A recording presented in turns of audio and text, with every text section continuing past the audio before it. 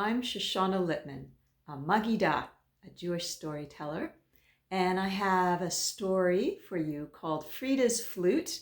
It's based on a tale by the Baal Shem Tov, who lived in the 1700s in Poland. He was a great Jewish sage, storyteller, and healer. And there are many, many versions of this tale. It's also based on one told by Helen Mintz, a wonderful storyteller who's from the same city, or she lives in the same city where I'm from, which is Vancouver, British Columbia. And my version of this tale, Frida's Flute, has been published in a book called World on a Maple Leaf, a treasury of Canadian multicultural folktales.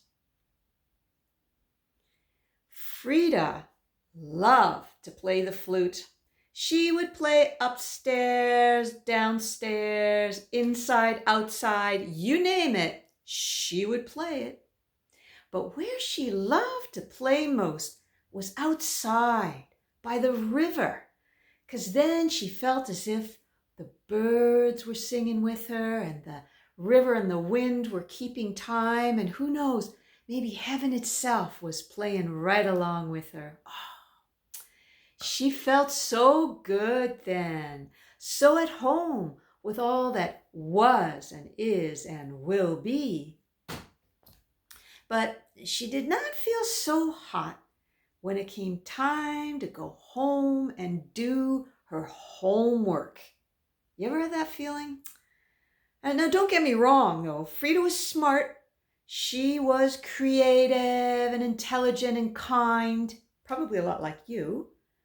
But try as she might, she just could not learn to read. Well, she knew all the letters of the Aleph Bet, though. That's the Hebrew or Yiddish alphabet. Aleph, Bet, Gimel, Dalet, Hey, Vav, Zayin, Chet, Tet. But she could not put them together to make words. Her parents tried to help. Her teachers tried to help. Even the rabbi, the wisest teacher of all, tried to help. They sweetened the letters of the Aleph Bet with honey. They played Aleph Bet games with her, and they even sang an Aleph Bet song. Now, this is a very well-known song for the Aleph Bet. You may even know it, but even if you don't, it's easy. You just repeat after me. It goes like this. Aleph, Bet, Vet. Aleph, Bet, Vet. Gimel, Dalet, Hey. Gimel, Dalet, Hey. Vav, Zayin, Chet, Tet. Vav, Zayin, Chet, Tet. Yod, Kaf, Chaf. Yod, Kaf, Chaf. Lamed, Mem, Nun. Lamed, Mem, Nun. Samech, Ayin, Pei, Fei. Samech, Ayin, Pei, Fei. Tzadi, Kuf, Resh. Tzadi, Kuf, Resh. Shin. Shin. Sin. Sin. Tav, all together. Tav. Yeah, you got it. She got it. But it didn't help. Nothing helped. So finally, they just gave up. Now, it happened at this time that a terrible cloud covered the earth. This cloud was so thick, you could scoop it with a spoon. And because of this cloud, nobody's prayers were getting through to heaven, not even the rabbis. And oh, such a rabbi this was, so wise, so kind. Now this rabbi figured out where the cloud was coming from. See, it was made of empty prayers, prayers said without feeling or understanding, no connection between the mind, the body, the heart, and the soul. So the rabbi figured if maybe everyone got together on Shabbat, the holy Sabbath, in their synagogue, like they always do, but this time everybody would pray with lots of kavanah, That's lots of feeling and intention. And they could just imagine the world at peace as they're praying and really, really focus on it. Maybe together they could get through that cloud. So everybody agreed, and they were there, and they were praying off in their prayer books, and they're praying with all their heart and soul and might, and they were thinking peaceful, loving thoughts. They thought of the world at peace and everyone getting along, and everyone had enough to eat, and everyone's caring for each other, and everyone's well, and it was amazing, all those beautiful thoughts. Now, Frida, she wanted to help, but she couldn't read the prayers, right? And she couldn't remember any of the ones she knew by heart. And she couldn't even imagine a better world because it was like that cloud was rolling around in her head, confusing everything. You know how that feels? Ah.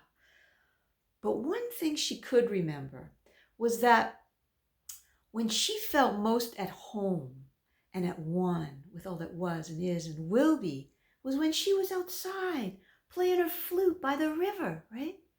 Now, she hadn't brought her flute with her. And even if she did, it's not cool to play a musical instrument in a synagogue on Shabbat that follows all these Shabbat rules.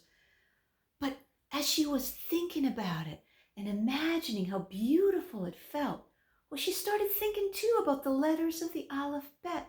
And it was almost like she could see them. She started shouting them out as she saw them. Aleph, Bet, Gimel, Dalet, Hey, Vav, Zayin, Chet, Tet.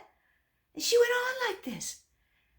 And who knows, maybe heaven put those holy letters together to make a prayer, but suddenly everyone felt it. The air in the synagogue lightened up. Take a deep breath in. A sweet breeze wafted into the room, and everyone ran to the window and opened it up and looked out, and sure enough, that cloud, it was gone.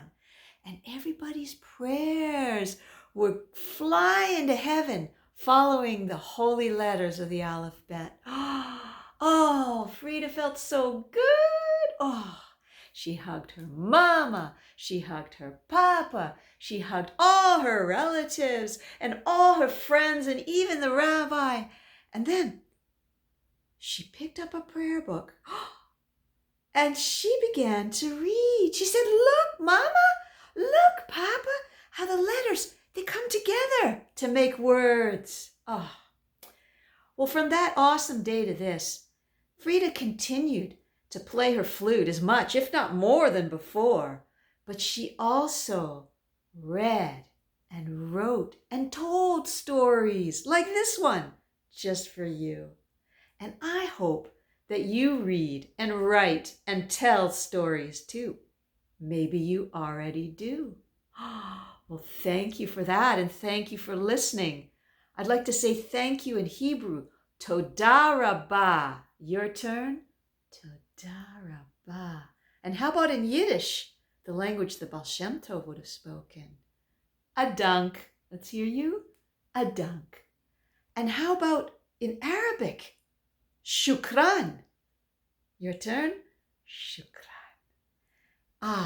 And in the language of the Lekwungen people, from whose beautiful land I'm here telling you this story, they say, Haichka. Can you say that? Haichka. Haichka.